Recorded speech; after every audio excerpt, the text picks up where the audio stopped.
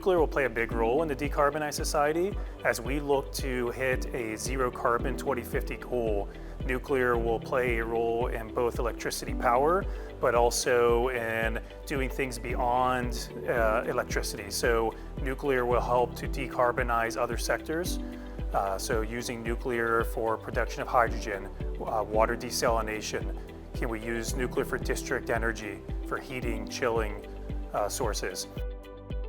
We focused this morning's discussion around the future fleet and everything we're doing for the future deployment of new nuclear technology. And then this afternoon, we're going to focus in on the current fleet. These meetings is a good opportunity to meet the new information and new people from European utilities.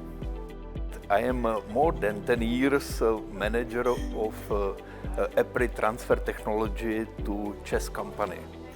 And now I would like to support the improvement or the participation Czech in EPRI, and now mainly for INT program, because INT program pays attention to new technologies, new materials, and new construction methodologies, and for new reactors in general.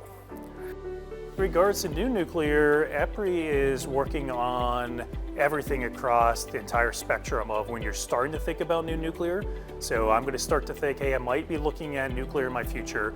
So we're doing things around informing the resource planning, helping with training, putting together guides as you start to look at new nuclear, all the way through technology development, project construction, and commissioning of the new nuclear plants.